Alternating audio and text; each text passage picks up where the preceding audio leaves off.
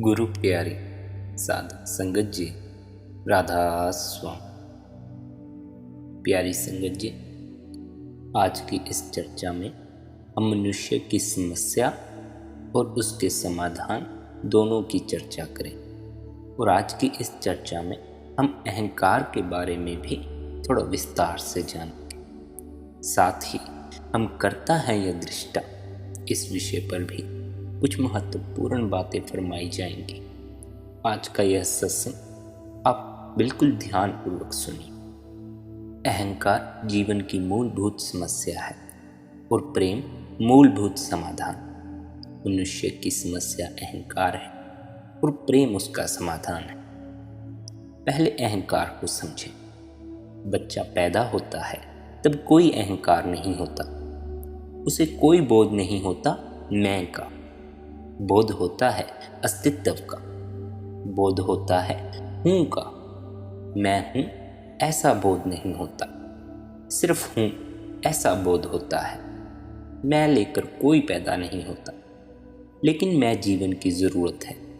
बिना मैं के बच्चा बढ़ न पाएगा। जरूरत ऐसी ही है जैसे बीज के चारों तरफ एक सख्त खोल की जरूरत है। खोल बीज नहीं है, बीज तो भीतर छिपा है, लेकिन एक खोल चाहिए जो उसकी रक्षा करे, अन्यथा बीज ठीक भूमि पाने के पहले ही नष्ट हो जाएगा, मर जाएगा। तो चारों तरफ एक सख्त खोल उसकी रक्षा करती है। रक्षक भक्षक भी हो सकते हैं। जो खोल रक्षा करती है वही खोल किसी दिन बाधा भी बन सकती है। जब हम बीज को बोएं और खोल इनकार कर दे कि मैं अब टूटूंगी नहीं, मैंने ही तुझे इतने दिनों तक बचाया, अब तू मुझे छोड़ता है, तो खोल जो कि जीवन की रक्षा करती थी वही जीवन की हत्या हो जाएगी। अंकुर पैदा ना हो सकेगा।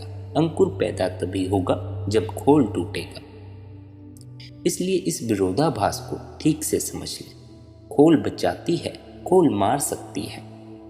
खोल बचाती है जब तक अंकुर को ठीक भूमि नहीं मिली। ठीक भूमि मिलते ही खोल को टूट जाना चाहिए, तो उसका काम पूरा हुआ। मनुष्य का अहंकार बड़ा जरूरी है।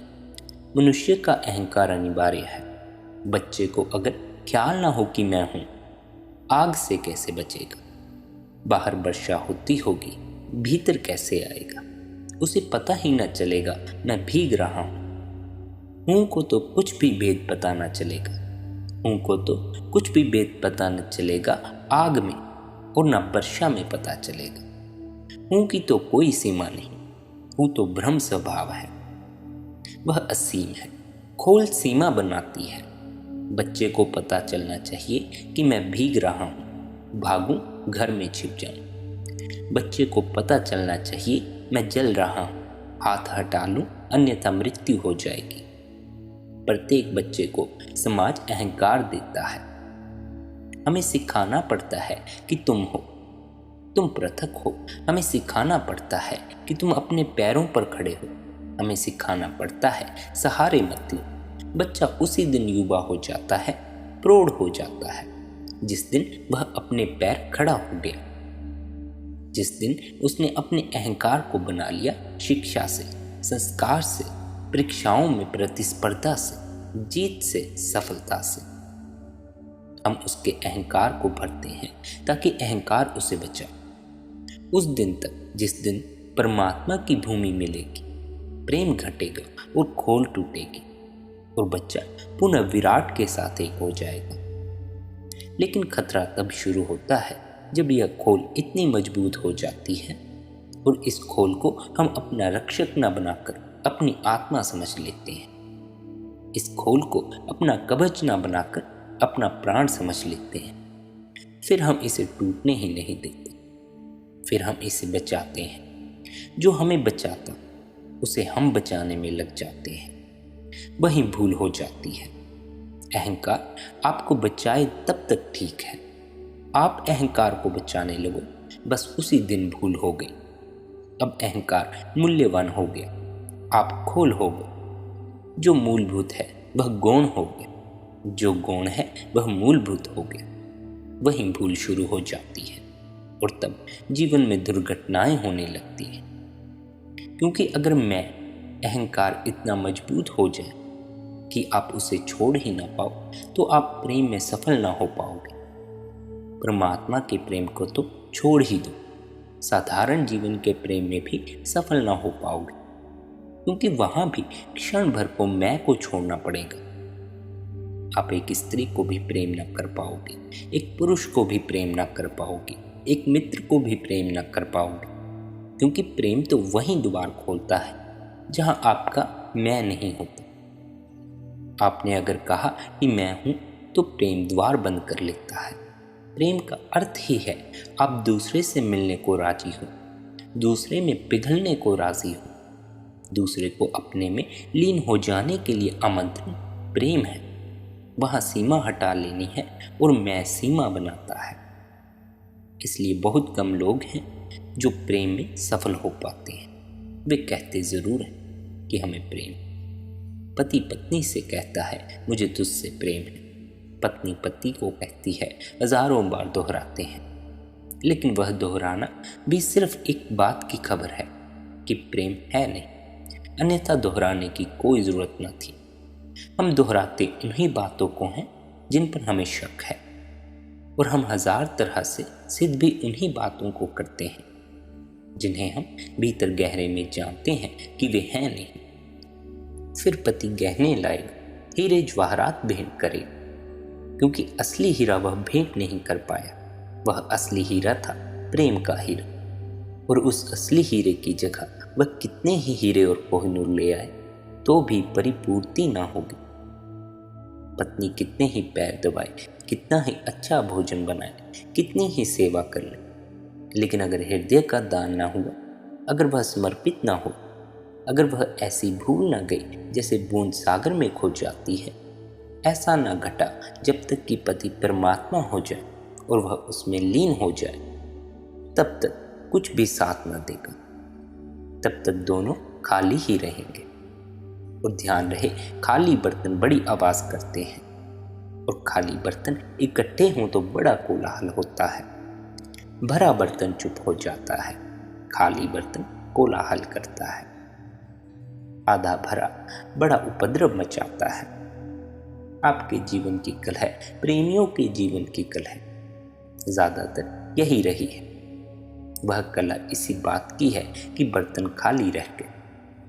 हजारों उपाय किए हैं, लेकिन सब उपाय व्यर्थ गए, क्योंकि एक चीज से आप डरे हुए हो कि कहीं मैं को खोना ना पड़े। इसलिए लोगों ने प्रेम के दरवाजे ही बंद कर लिए हैं। लोग विवाह करते हैं, प्रेम नहीं करते।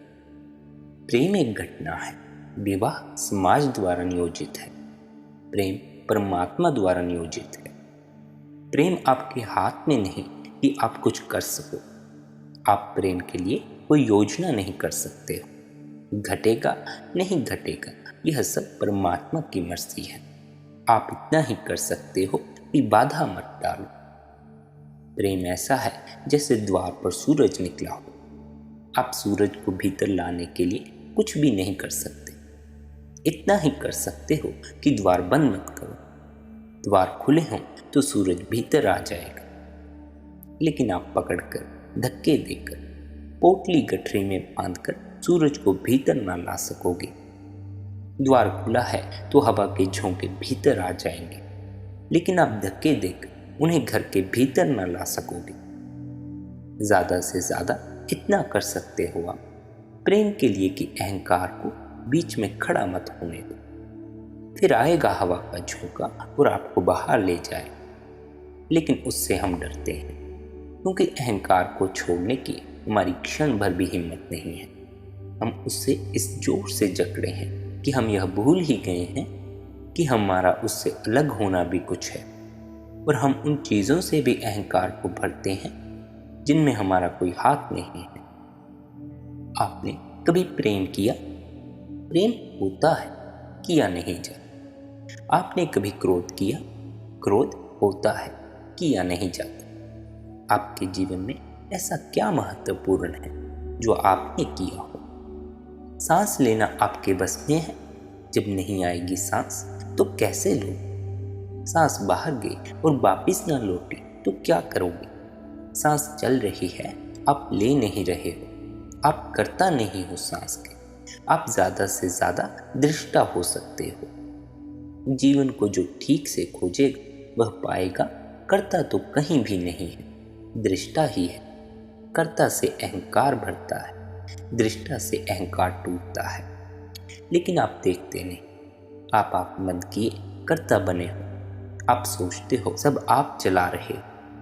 आप ना होगे तो शायद सारी दुनिया रुक जाएगी। आपके होने पर जैसे सब जगत ठहरा हुआ है। आप उस छिपकली की भांति बने बैठे हो जो छप्पर से अलग नहीं होती थी। उसके किसी मित्र प्रियजन ने बुलाया कि आओ जरा बाहर, आकाश बड़ा सुंदर है। उसने कहा कि बड़ी मुश्किल है, क्योंकि मैं हट जाऊं मकान गिर जाएगा। इस छप्पर को मैं ही संभाले हूं। अहंकार एक संबंध में अंधा है और वह अंधापन ही उसका प्राण है। और वह यह है कि आपका जीवन एक सहज घटना है, वह कर्तव्य नहीं है। आपने किया क्या है? पैदा होने के लिए क्या किया है? जीने के लिए क्या किया है? सांस चलने के लिए आप क्या कर रहे हो? सब घट रहा है। और जो भी आपने किया है वह बिल्कुल व्यर्थ है। जो भी सार्थक है वह अपने आप हो रहा है। क्या भोजन आप पचाते हो? क्या खून आप बनाते हो? आप तो सोए रहते हो तब भी भोजन पचता है और तब भी खून बनता है। आप तो बेहोश भी पड़े रहो तो भी शरीर के सारे कृत्य भीतर गहरे में जारी रहते हैं। आपको तो उनका कोई पता भी नहीं चलता, लेकिन आप हर चीज के कर्ता बन जाते हो। यह प्राथमिक चरण में जरूरी है कि बच्चे को हम बताएं कि तू करता है। आधी जिंदगी अहंकार को बनाने में और आधी जिंदगी अहंकार को मिटाने में लगानी पड़ती है, तभी पूरे व्यक्ति का जन्म होता है। अहंकार को बनाकर ही जो रुक गया वह आधा ही जी। उसकी जिंदगी में अमावस ही आई, अंधेरा पाक ही रहा। उसकी जिंदगी में पूर्णिमा आई ही नहीं, उजाला हुआ ही नहीं। जिंदगी आधी अंधेरी वह जो अहंकार के साथ हम जीते हैं, और जिंदगी उजाले में जब हम अहंकार को छोड़ देते हैं। अहंकार के कारण प्रेम से भय हो जाता है, मित्रता से भय हो जाता है, और जहां भी समर्पण की जरूरत हो वहीं भय हो जाता है। इसलिए आप सद्गुरु के पास भी नहीं पहुंच पाते, क्योंकि वह भी प्रेम की ही घटना है। वहां भी अहंकार छोड़ना पड़ेगा, वहां भी झुकना होगा, वहां भी आपको अपने सिंहासन से नीचे उतरना होगा। आपने जो राजमुकुट पहन रखे हैं वे उतार कर रख देने हों। वहां आपको दीन ना कुछ होकर प्रवेश मिलेगा। नहीं, आप सद्गुरु के पास भी नहीं पहुंच पाते हो। आप जाते जरूर हो, झुकते भी जरूर हो। आपका झुकना सिवाय अभिनय के और कुछ भी नहीं हो पाता, क्योंकि जो एक बार झुका वह सदा के लिए भर जाता है। आप तो कितनी बार सद्गुरु के आगे झुकते हो, कुछ भी भर कर ना लौटे, खाली के खाली लौट आते हो। आप झुकते ही नहीं। आपको लगता है आप झुक रहे हो, शरीर ही झुकता है। गौर से देखना, अहंकार तो बिल्कुल खड़ा रहता है। फिर भले ही आप हाथ जोड़कर गुरु के सामने खड़े रहो, लेकिन अहंकार वहीं का वहीं खड़ा रहता है। यह शारीरिक कृत्य है। इसके पीछे अहंकार वैसा ही खड़ा है जैसा सदा खड़ा था, शायद और भी ज्यादा खड़ा हो जाता है। धार्मिक आदमी और अहंकारी हो जाता है, क्योंकि एक नई अकड़ उसके भीतर प्रवेश कर जाती है। जिसको आप धार्मिक कहते हैं, बहुत से धार्मिक अकड़ से भरे हुए हैं। धार्मिक आदमी पूजा करता है, उपवास करता है, प्रार्थना करता है, उससे भी अहंकार भरता है। उससे उसकी अकड़ और गहरी हो जाती है। फिर वह सारी दुनिया को पापी समझने लगता है। जो आदमी गुरुओं के पास जाता है उसे यह अहंकार होने लग जाता है कि वही पुण्य आत्मा है, बाकी सारा समाज पापी है, सारी दुनिया पापी है। जहाँ अहंकार भरता हो वहाँ धर्म से कोई संस्पर्श नहीं होता। धर्म तो वहीं जुड़ता है जहाँ मैं मिटता है। आपका उपवास आपकी मैं को मिटाए तो सार्थक, आपको भरे तो केवल निर्थक ही नहीं बल्कि घातक भी है। आपका गुरु के पास जाना आपको विनम्र करे तो ठीक, आपका गुरु के पास जाना आपको इस अहंकार से भरे कि केवल मैं ही पुण्य आत्मा हूँ, बाकी समाज पापी है, तो बिल्कुल ठीक बात नहीं। जैसे जैसे आप धर्म के करीब जाओगे वैसे वैसे आपका अहंकार मिटेगा। जैसे सूरज के पास कोई बर्फ की चट्टान जाएगी तो जैसे जैसे करीब जाएगी पिघल जाएगी, ऐसे ही जब आप परमात्मा के निकट जाओगे तो आपका जमा हुआ अहंकार पिघलेगा, मिट जाएगा। वह अगर बढ़ता हो, सघन होता हो और मजबूत होता हो, पथरीला होता हो तो समझना आप कहीं और जा रहे हो, परमात्मा के पास नहीं जा रहे। सुबह के सूरज के उगते ही बर्फ पिघलने लगती है। आपके जीवन में परमात्मा के उदय के साथ ही अहंकार पिघलने लगेगा। अगर ऐसा ना हो रहा हो तो समझ लेना कि कुछ गलत यात्रा हो रही है। भला आप तीर्थ जा रहे हो, तीर्थ का संबंध भीतर की विनम्रता से है। ना आप प्रेम कर पाओगे अहंकार के कारण, ना आप समर्पण कर पाओगे अहंकार के कारण, और ना ही पूजा या प्रार्थना कर पाओगे अहंकार के कारण। तो परमात्मा के निकट जाने का इनके अतिरिक्त कोई उपाय नहीं। इसलिए अहंकार को विदा करना हो। तथाकथित धार्मिक आदमी सोचता है कि वह किसी को प्रेम नहीं करता क्योंकि वह मोह वगैरह से दूर रहता है। प्रेम मोह है भी नहीं, मोह तो अहंकार की छाया है, प्रेम अहंकार का विनाश है। मोह और प्रेम एक दूसरे से बिल्कुल उल्टे हैं। मोह तो आप कर सकते हो अहंकार के रहते, अहंकार के रहते प्रेम न कर सकोगे। लेकिन तथाकथित धार्मिक आदमी मोह और प्रेम को एक ही बना लेता है, फिर सुविधा हो जाती है, फिर वह प्रेम से बचता है, कहता है कि मोह से बच रहा हूँ, और बच नहीं रहा है, सिर्फ परमात्मा की तरफ जाने से बच रहा है। क्योंकि अहंकार और मजबूत होगा, अकड़ और बढ़ जाएगी। साधारण संसारी में भी वैसी अकड़ नहीं होती, लेकिन तथाकथित धार्मिक की अकड़ बड़ी बढ़ जाती है, क्योंकि वह कहने लगता है मैंने संसार को छोड़ा। यह जो मैं बीच में आ जाती है, यही उसका प्रेम का द्वार बंद कर देती है। बस यही वह परमात्मा तक पहुंचने से चूक जाता है।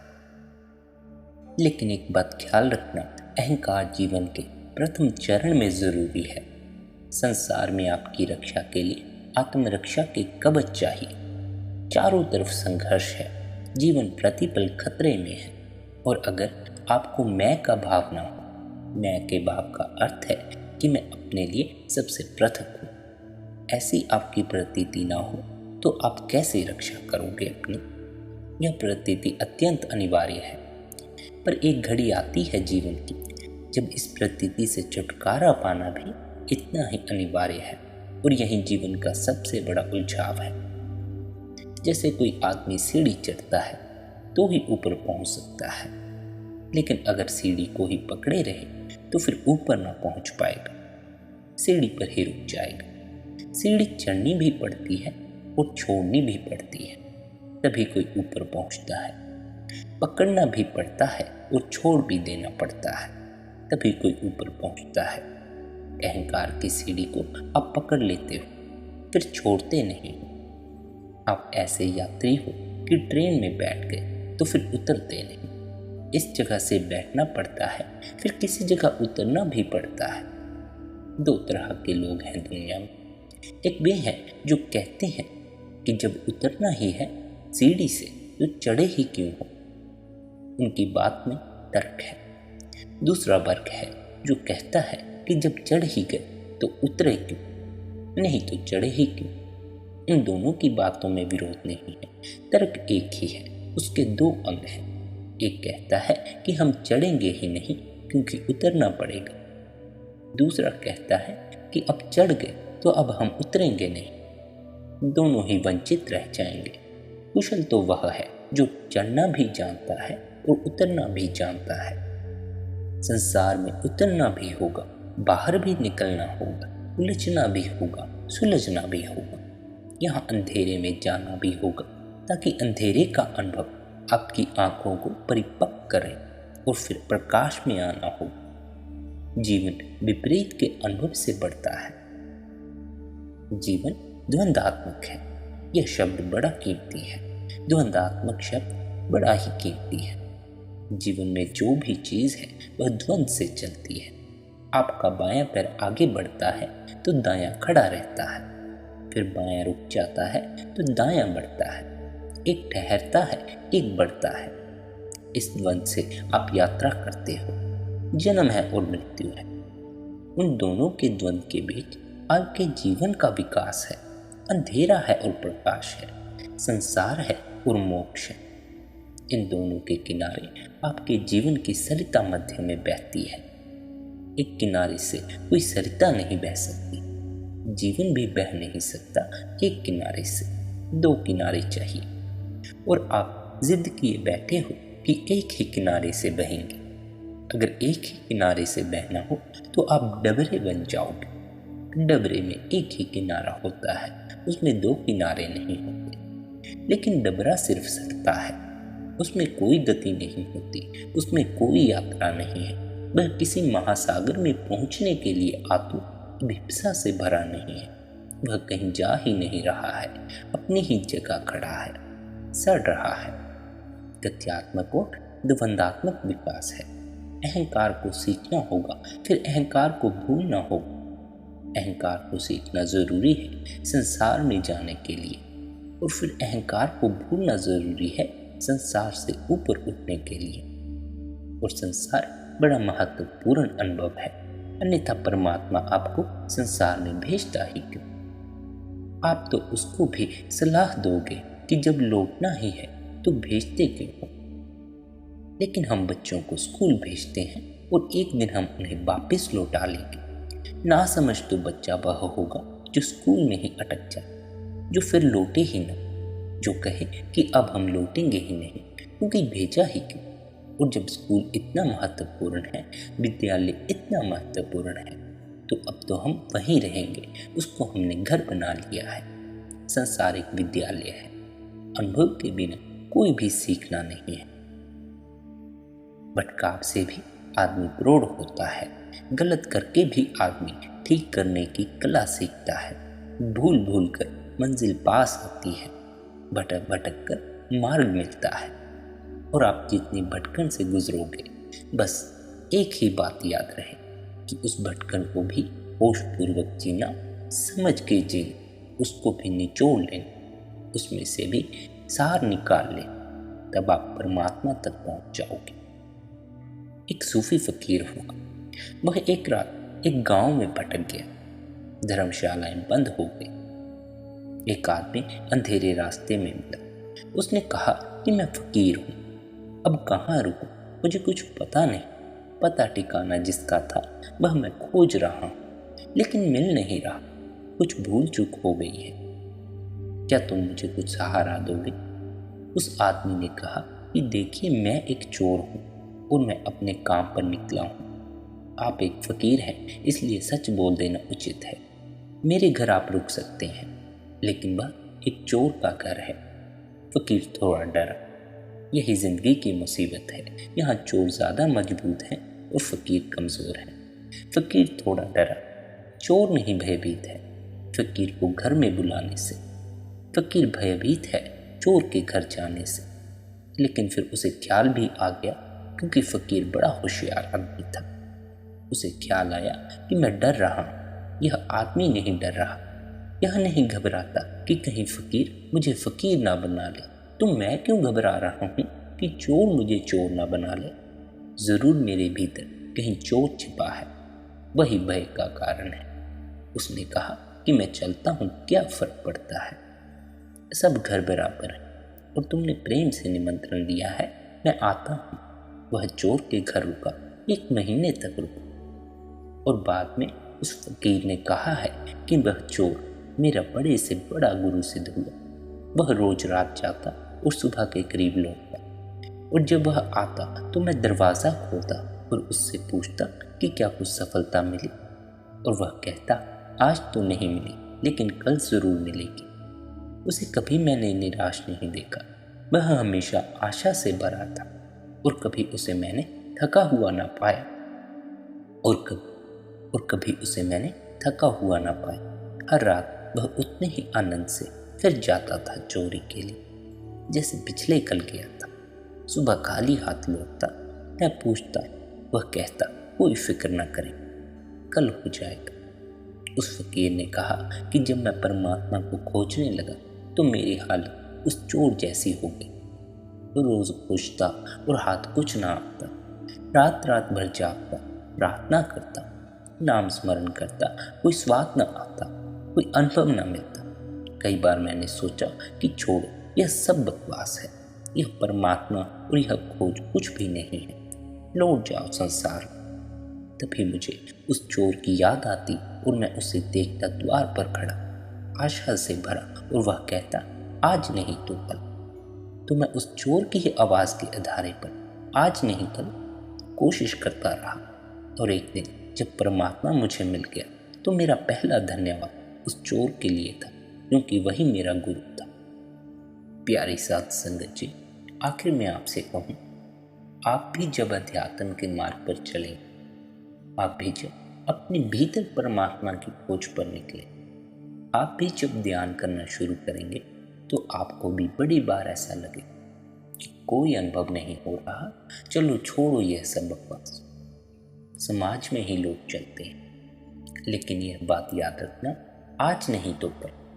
अगर आज कोई अनुभव नहीं हुआ, धैर्य रखना, कल की प्रतीक्षा करना, परमात्मा पर विश्वास रखना, सद्गुरु पर विश्वास रखना। आज नहीं कल आपको परमात्मा के दर्शन अवश्य हो जाएंगे। आज नहीं कल आप उस परमात्मा में समा जाएंगे। आज नहीं कल आप भी उस मस्ती में डूब जाएंगे जिसके बाद कोई दुख नहीं रहता। आज नहीं तो कल आप भी जन्म मरण के चक्कर से मुक्त हो जाएंगे। भरोसा करिए, विश्वास रखिए गुरु पर। गुरु द्वारा बताया अभ्यास को करिए और अपने जीवन के असल लक्ष्य यानी परमात्मा तक पहुंच जाइए। राधा स्वामी।